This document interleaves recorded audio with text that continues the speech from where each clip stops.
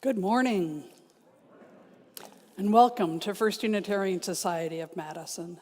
My name is Becky Burns. My pronouns are she or they, and I'm a member here of this congregation, and I volunteer as a worship associate, assisting our ministers in leading the worship services. Today, I'm joined by the Reverend Kelly Asprooth-Jackson and the worship team of Linda Warrens, Stephen Gregorius, and Daniel Carnes. And a very special thank you and welcome to Sue Haug, our special guest today on the piano duets that you're going to be hearing and loving. I'm telling you, I already heard them. They're great. And thank you to all of those who are volunteering today in special roles as greeters and ushers and hospitality providers, lay ministers, and sound technicians. At First Unitarian Society, we question boldly, listen humbly, grow spiritually, act courageously, and love unapologetically. If you are visiting us today, welcome. We're so very glad you're here with us. And if you'd like more information about First Unitarian Society, please stop by the welcome table in our commons after today's service. We hope all of you will join us for coffee hour immediately following their service, also in the commons. For those of you connecting today with us virtually, we're glad you're here with us as well. And we hope that you'll stay and take a moment to watch the announcement slides after today's service to learn about some upcoming programs and activities. And now I invite you to join me in a moment of silence to center ourselves and bring ourselves fully into this time as we join together once again in community.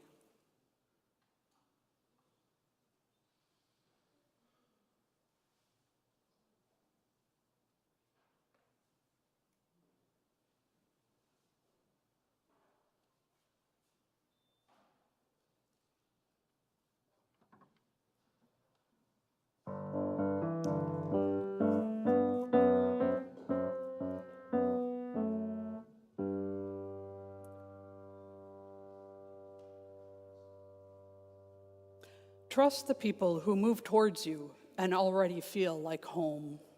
Trust the people who let you rest. Trust the people to do everything better than you could have imagined. Trust the people and they become trustworthy. Trust that the people are doing their work to trust themselves. Trust that each breach of trust can deepen trust or clarify boundaries.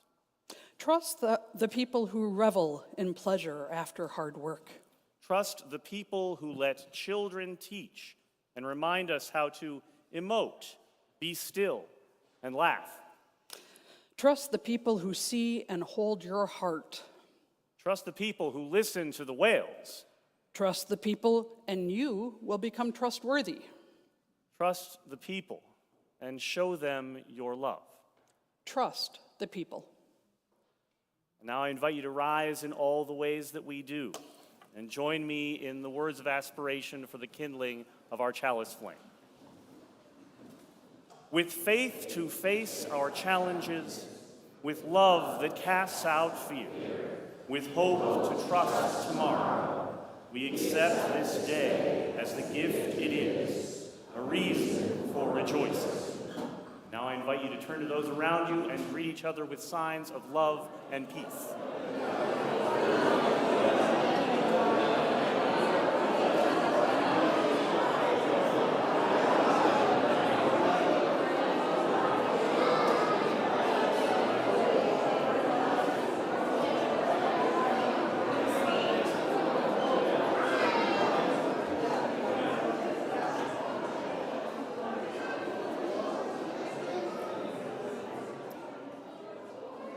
Our opening hymn this morning is hymn number 298 in your silver and gray hymnals. The lyrics will also be on the screen. Please join me in singing now, Wake Now My Senses, 298. Keep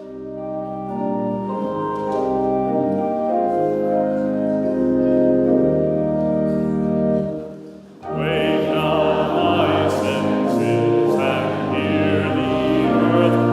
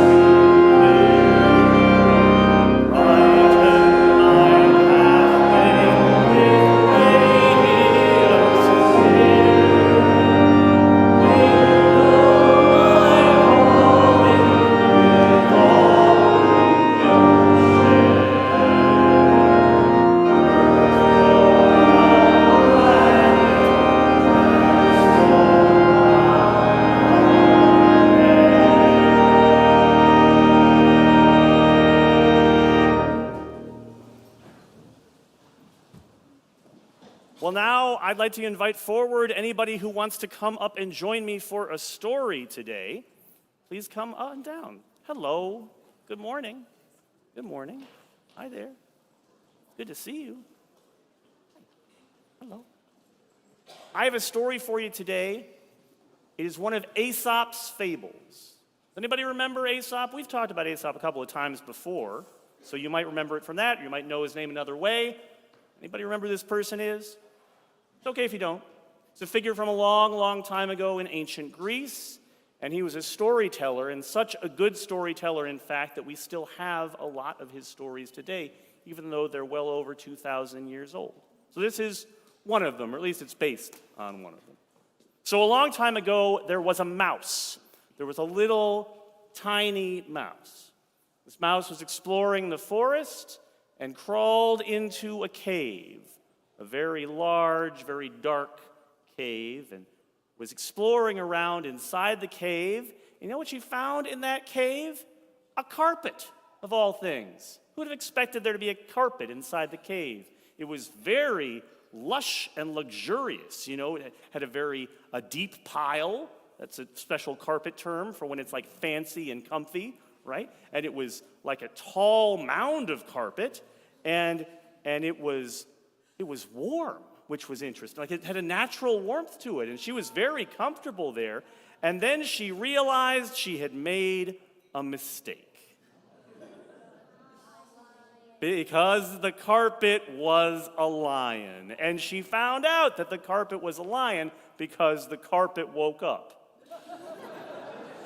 And so the lion picked her up off of his back and said, "Mouse, what are you doing in my home?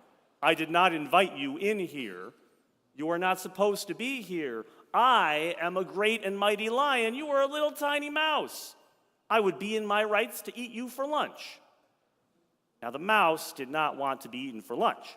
So she said, "Oh, mighty lion, please, I understand I have made a mistake. I am very sorry to have come into your house uninvited. I did not intend to. I did not mean any offense. Please do not eat me for lunch. If you do not eat me for lunch, if you spare my life, perhaps sometime in the future, I could do a favor for you." And the lion laughed and laughed and laughed and said, "What could you possibly do for me? Look how big I am. Look how small you are. But I will admit, you made me laugh. So I will set you down and you can leave, and I won't eat you for lunch." So that's the way it turned out for the mouse. Right? The mouse got to leave the cave. Nobody got eaten. Sort of happy ending-ish to that side of the story. But then, a good long time later, like way, way, way in the future, the mouse heard a roar. Ah! And she was a little curious about that roar because it was loud, but it wasn't angry sounding. It wasn't hungry sounding. Could it be it sounded a little scared?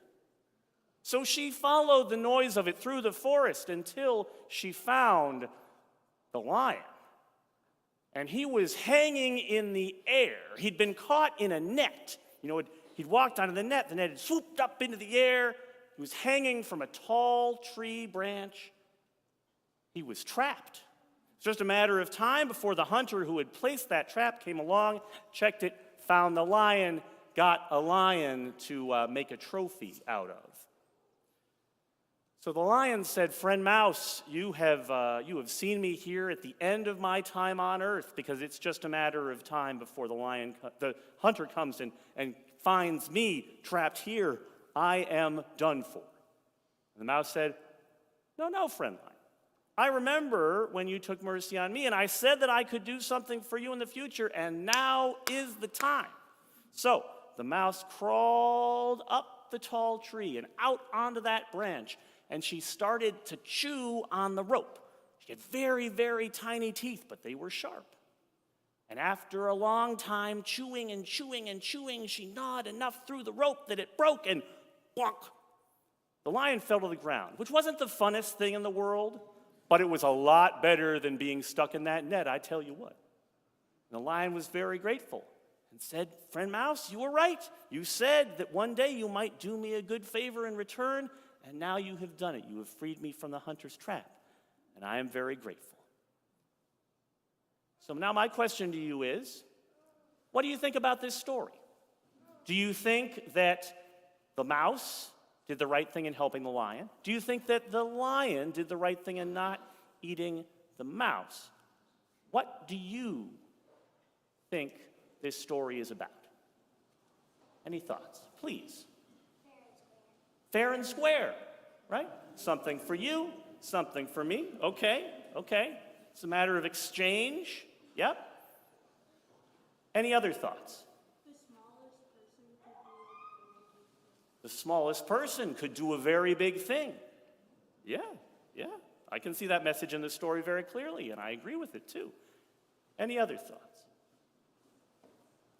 Somebody yesterday said this, and I liked it a lot, so I'm going to share it with you.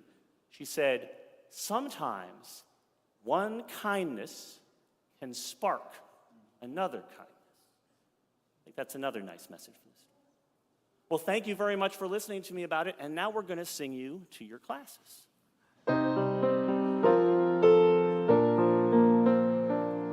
Oh, you can make the world so bright, and you can turn the day from night, and share this splendor and learn what you know.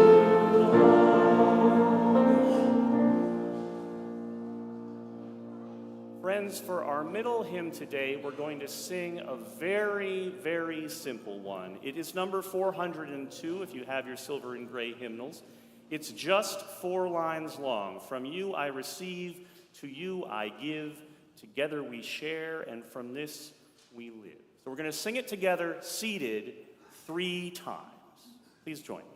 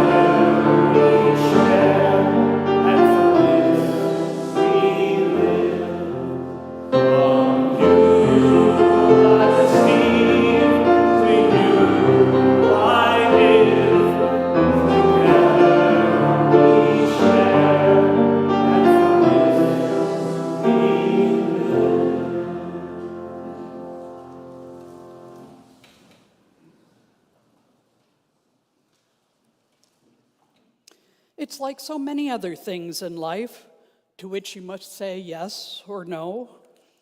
So you take your car to the new mechanic. Sometimes the best thing to do is trust.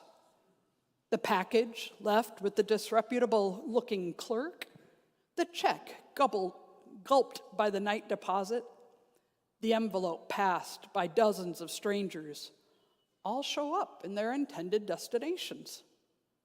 The theft that could have happened doesn't. Wind finally gets to where it's going through the snowy trees, and the river, even when frozen, arrives at the right place.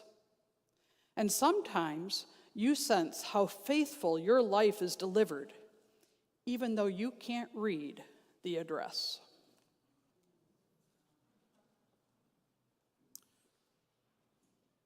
So I'm going to begin this morning with a poem about baseball in honor of the recent opening of the season. I know that there are a variety of feelings in the room about baseball, from the strongly positive to the thoroughly disinterested, perhaps even down to the specifically negative. Every professional sport carries with it honest moral questions about the compensation and the physical risk to its players.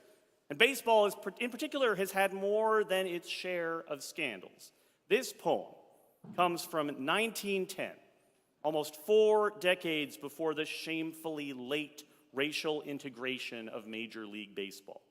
So if you don't like baseball, or you don't care about it, don't worry. That's okay. But because this brief poem is over a century old and leans a bit on the specialized knowledge of the baseball fan, I'm going to try to make it as accessible as possible for our diverse gathering through both illustration and explanation. Now, the explanation is going to come afterward, but for the illustration, I would like you to imagine the sanctuary as a baseball diamond for a moment. Home plate will be right about here in front of the pulpit. First base will be out over towards your left over there. Second base, right down the center aisle here at the far end. And then the shortstop hangs out right about over there. Okay, so with that geography in your mind, here is Franklin Pierce Adams's famous poem, Baseball's Sad Lexicon. These are the saddest of possible words, Tinker to Evers to Chance. Trio of bear cubs and fleeter than birds, Tinker and Evers and Chance. Ruthlessly pricking our gonfalon bubble, turning a giant hit into a double, words that are heavy with nothing but trouble, Tinker to Evers to Chance. Now, here's the explanation that I promised. The author was a Giants fan. That's back when they were still in New York City, before they moved to San Francisco. And in this poem, he lamented their losses again and again to the Chicago Cubs, led by 3 infield stars famous for their double plays: Joe Tinker at shortstop, Johnny Evers at second base, and Frank Chance at first.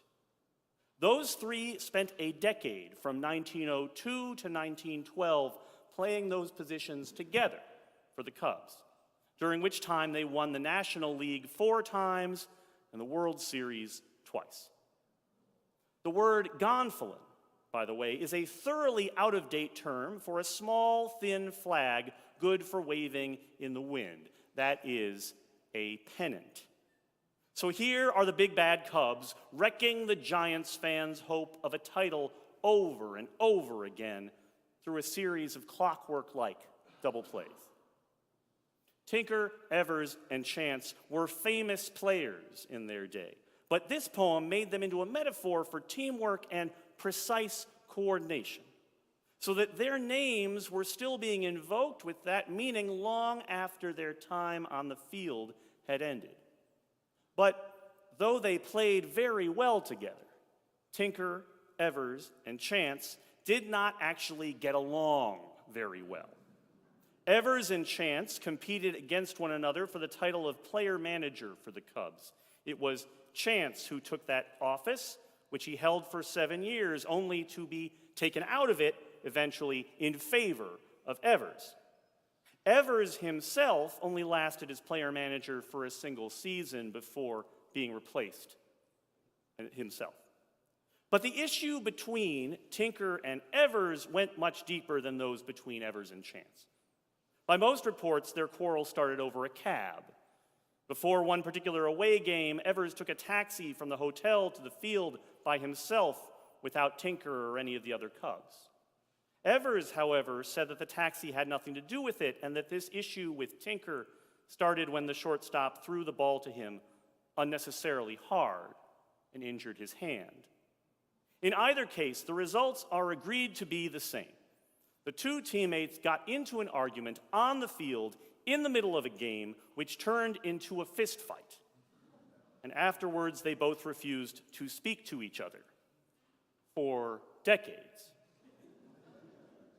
The rhythm and precision of play described in Franklin Adams's poem, the picture painted by a few simple words, Tinker to Evers to Chance, is a beautiful image. It's so beautiful, in fact, that even a supporter for the opposing team can't escape a certain degree of awe for it, even as it crushes their own hopes of victory. that the trio of Tinker and Evers and Chance could play so well and so beautifully together at such a high level for such a long time without particularly liking each other or being friendly with each other. And in fact, while two of the three of them weren't on speaking terms, is a testament to their skill and professionalism and to a certain type of teamwork. Many years after their time as players had ended, Evers said that he and Tinker both had their hard feelings against each other, but we loved the Cubs. We wouldn't fight for each other, but we would come close to killing people for our team. That was one of the answers to the Cubs' success. And this, too, has added to the legend of these three baseball players a bit, making them an example of what can be accomplished when folks put aside their differences enough to focus on a specific shared goal. This weekend is the beginning of our annual pledge campaign, the season of the year when we are each called to reflect on the role of First Unitarian Society in our lives and to decide for ourselves how we will translate that sense of its importance into the support of it financially in the year ahead. So it seems like a wise time to reflect a bit on what the terms of our teamwork are and ought to be. In the Gospels, the stories of the teacher Jesus, he is often quoted teaching in parables in order to explain his central concept of the kingdom of heaven. Most of these, in the English translation, begin with the phrase, "The kingdom of heaven is like a treasure hidden in a field, a merchant searching for fine pearls, a mustard seed." Fill in the blank. But the ancient Greek term in these statements, usually translated as "is like," homoia, could also be rendered as "may be compared to," which leaves a great deal more space for a complex relationship between two things, rather than a direct and simple illustration. So what I want to tell you is this. Baseball is a popular metaphor for life, and the beautiful rhythmic cooperation of Tinker to Evers to Chance has a bearing in our spiritual community. We should hope for and work for ways in which we can attain such an elegant flow, supporting each other's actions, each playing our respective parts in anticipation of good faith and strong effort from the other members of the team. In baseball, as in our own collective project, no one person deserves all the credit for a single play. It is impossible to accomplish much of anything without a team. But while baseball may be compared to congregational life, it is not a direct and simple correlation to it. And among the most important differences is this: well-paid professional athletes might be able to win games without getting along with each other, but that sort of stalemate does not apply here. Our relationships have to go deeper than that, because our need for each other is greater than that, and our purpose together is higher than that. That does not mean that there can never be any disagreement between us. Good thing, because there always will be disagreements between us. But that does mean that a baseline of loving mutuality has to be built and rebuilt again and again. There must be agreement between us about what we can expect from each other, one that is strong enough to hold each of us, even when we lose hold of one another. The author and naturalist Barry Lopez tells a story of the wilderness of the Pacific Northwest, about a time when the bears and the salmon and the river itself were all at cross purposes. and finally had to have a big meeting to work their problems out. He writes, "The salmon said who they were and where they came from, and the bears spoke about what they did and what powers they had been given. And the river spoke about its agreement with the rain and the wind and the crayfish and so on. Everybody said what they needed and what they would give away. And then a very odd thing happened.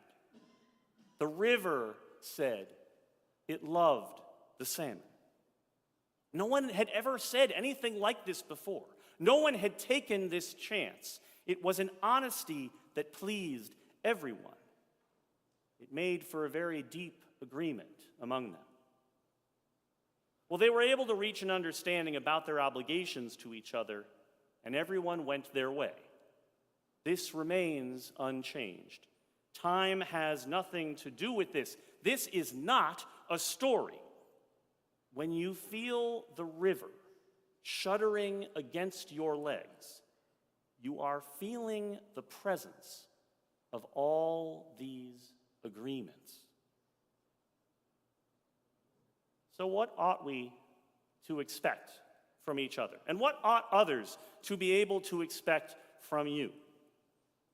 As you consider those two paired questions, I want to invite you now into a moment of shared meditation. Please still your body and your mind a bit more if you can. And I invite you to close your eyes if you feel comfortable doing so. It is said that you can build a perfect machine out of imperfect parts. And however debatable the perfection of our particular machine is, or even whether a machine is an acceptable metaphor for a collective made up of human souls, it is fair to say that we are all imperfect. Yet in this moment, please hear this very clearly. You belong here. You have a place and a purpose here. You are needed here. No matter whether this is your first day here or your 1,000th, no matter whether you intend to remain or not, in this moment, you belong exactly in the place where you are. Whether without your presence in this room, without your participation in this moment, this time could not be the same. The air itself would be different without your being here. How we are and what we are together right now requires your existence. Please take the time to open yourself to that feeling and to really experience it. Belonging, having purpose, being needed. And now, if you would, I invite you to open your eyes, if you did close them, and to look around at the other people here with you in this sanctuary. If you are watching online, look around at the other people who may be watching with you. If you are watching alone, look into my eyes.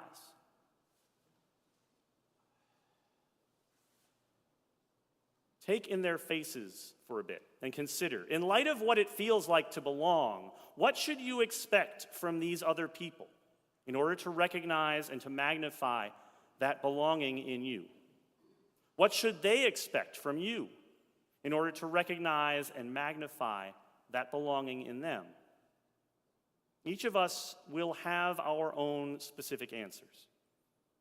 For myself, I can say that a great deal of it is about listening with the intent to hear, doing my best to hear what others are trying to say, and needing the same consideration back in return.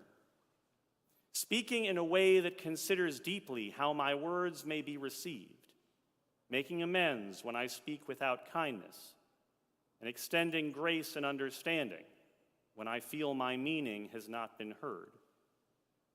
Likewise, with actions, expecting kindness from others, offering kindness to others, practicing the humility to make amends when I fall short, and to being open to the same sort of reconciliation when I am wounded.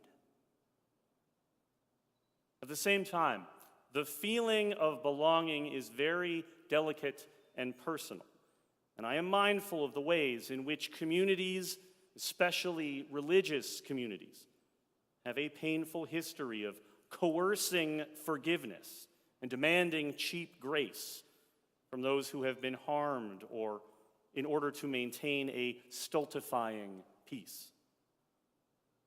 So the expectation, it seems to me, must be that the way to forgiveness should always be open, not that it is required when harm goes unaddressed. What we expect from ourselves and each other must be held in balance with the justice that we are committed to pursue and to work for in the wider world, as well as in all of the communities of which we are a part. These values aren't in conflict, but the one helps to illuminate the other and raise each other to a higher standard than they could reach in isolation. Unlike a professional baseball team, this congregation has no single owner or manager. If I were to analogize myself to a role in that sport, for instance, it would be as the third base coach. We have no direct competitors that we routinely face off against, as combative as the public square and the spiritual marketplace might feel at times. And there is no standing on which we are ranked, such that we can simply tally wins and losses and know our place in some celestial order. Instead, we are a mixed and varied group of many different identities and personalities. We are still, in some sense, a team. That is, in the senses of having a common cause, of depending on each other, and at our best, of having fun together. My friends, my teammates, may we each be blessed for and by the work of our team together.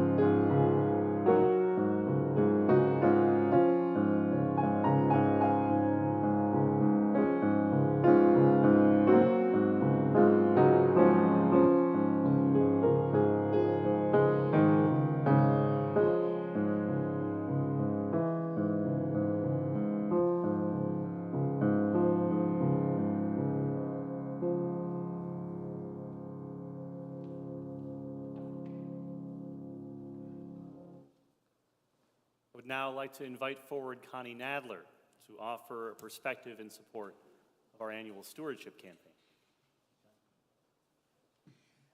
Good morning, teammates. I feel inspired. My name's Connie Nadler. My pronouns are she and they. And please ask me why that's important. I'd be happy to talk with you about that. You'll also often see me with my phone in my hand. I'm always adjusting my hearing aids in here. Please ask me about that as well. I'd be happy to talk with you about that. I want to talk about stewardship and why First Unitarian Society means so much to me. I can't not cry. I grew up Norwegian and Lutheran in northern Wisconsin. And for 15 or 16 years, I followed that religion. And for 15 or 16 years, I fought and fled that religion.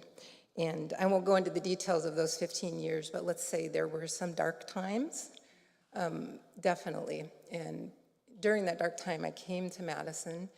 And in the middle of that dark time, I helped to found James Reeb Unitarian Universalist Congregation. And that's when I was introduced to UU. And it was wonderful. We used to meet in a nursery. We'd always have to carry the chairs up from the basement every week and carry them back down. It was hard work and it was wonderful. And a few years later, I was led to be the facilitator of the Channing Murray Society, which was the university group at that time. And the university group had an affiliation with First Unitarian Society, and I was assigned a mentor named Max Gabler. And I was very young, and Max was not, and he was very knowledgeable, and he introduced me to UU. So I have that very special place in my heart for First Society, even as I was a member of James Reeb. I learned so much about Unitarian Universalism here in the Landmark especially. And I am just full of love for First Unitarian Society. I am full of love for the Unitarian Universalist Association. I have found a home here, a welcome here that I did not find in the first, let's say, 30 years of my life. And I feel fortunate every single day to be affiliated with First Unitarian Society and my other congregation, which is the Unitarian Universalist Congregation of the Monterey Peninsula. Ask me about that. I love this place with all my heart. And I feel, as Kelly was talking about the salmon in the stream, I don't know if you caught that part of his story, but the pull and push of the river on me as a salmon with you is incredible. And the acceptance that I have found and felt here in the years that I've been part of the life at First Unitarian Society is just remarkable. It's made me who I am today. And the question I asked myself today when I was getting prepared to share with you is, why am I here? Why am I here? So I'll leave you with that today. Why are you here on a Sunday morning, sitting in that seat? Why are you here? What is it that brings you here? And I hope that, well, I know you have an original answer, but I hope it's an answer that keeps bringing you back, like it has for me for over 30 years. Currently, I'm part of a brand new member of the Welcoming Congregation Committee. I've been involved in Pathways for this entire year, led by our ministers and the entire team here. I am full of love for this place, and I hope that you are too. Thank you for letting me share.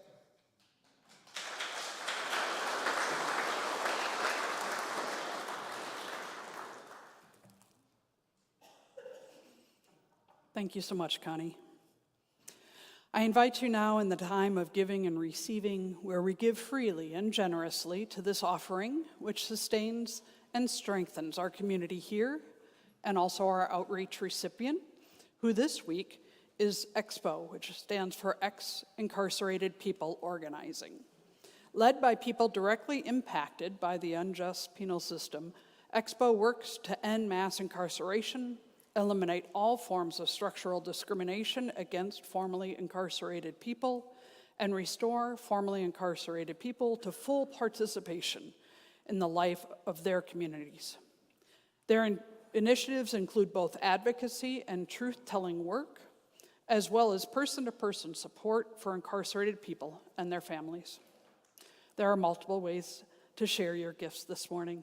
Baskets are now being passed here in the auditorium for cash or checks. You can donate directly online at our website, fusmadison.org, and you will see on the screen our new text-to-give information. We thank you for your generosity and your faith in the life we create together.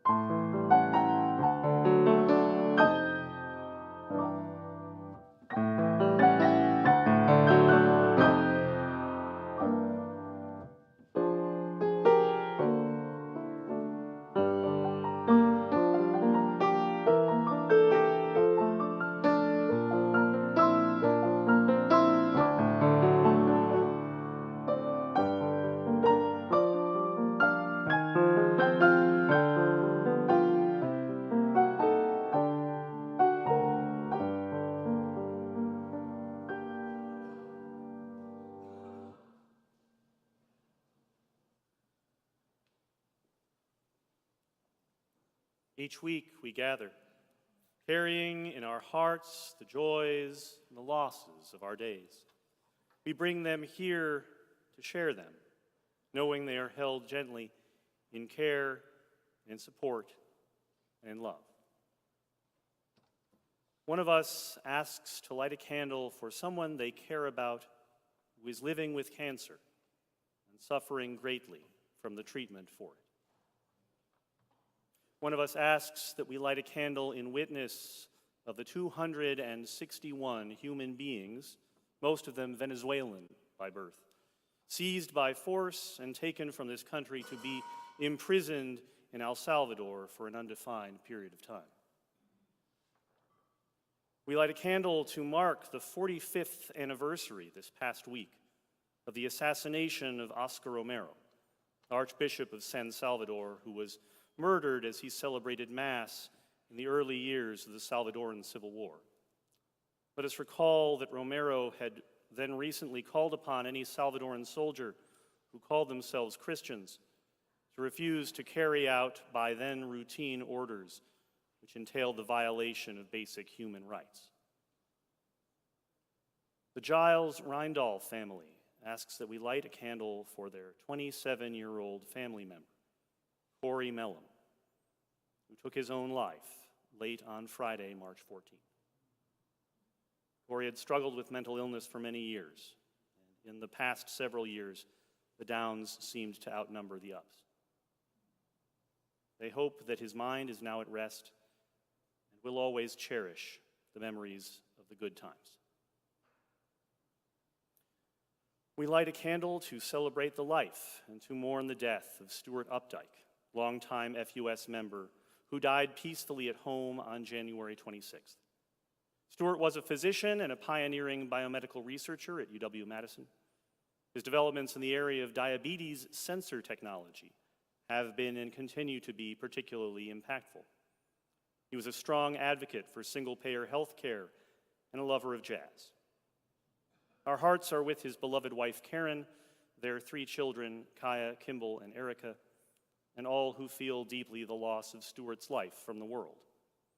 A memorial service will be held here in this room next Sunday, April 6th at 2 p.m. And Gail Bliss asks that we light a candle for Barb Hornick, who was a youth and family educator and a force for good on the North Shore. Her loss is deeply felt. Her presence is deeply missed. And we light a candle for all that lives in our hearts, for the joys and the losses, the sorrow and the celebration, and for the love that remains through it all, a love that heals, transforms, and holds on, a love that lives always within, among, and beyond us. I invite you now to turn with me in an attitude of meditation and of prayer with these poetic words from Rosemary Watola Tromer. And if it's true, we are alone together, the way blades of grass are alone but exist as a field. Sometimes I feel it, the green fuse that ignites us, the wild thrum that unites us, the inner hum that reminds us of our shared humanity. Just as 35 trillion red blood cells join in one body to become one blood, just as 136,000 notes make up one symphony. Alone as we are, our small voices weave into one big conversation. Our actions are essential to the one infinite story of what it is to be alive. When we feel alone, we belong to the grand communion of those who sometimes feel alone. We are the dust that hopes, the rising of dust, thrill of dust, the dust that dances in the light with all other dust, the dust that makes the world. Amen.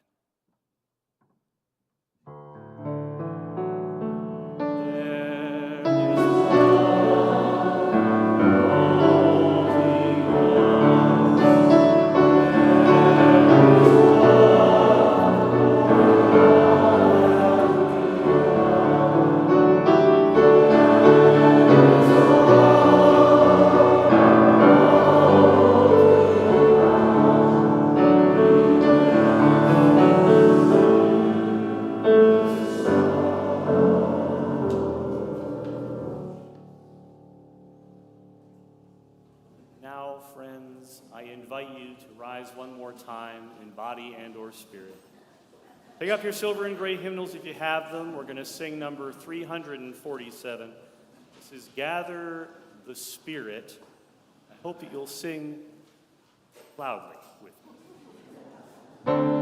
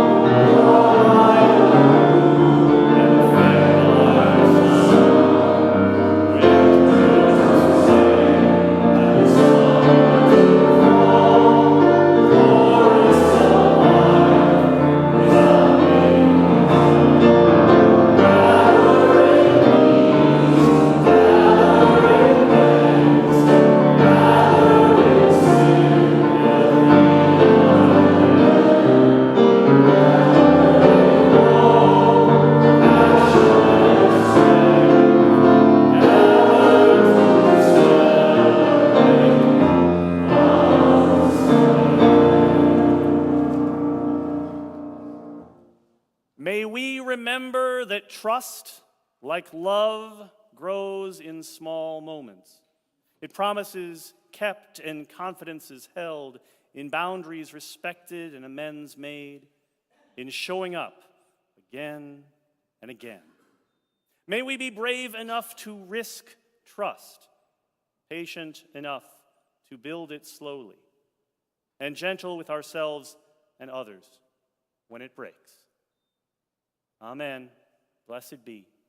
Go in peace, and please be at rest for the posting.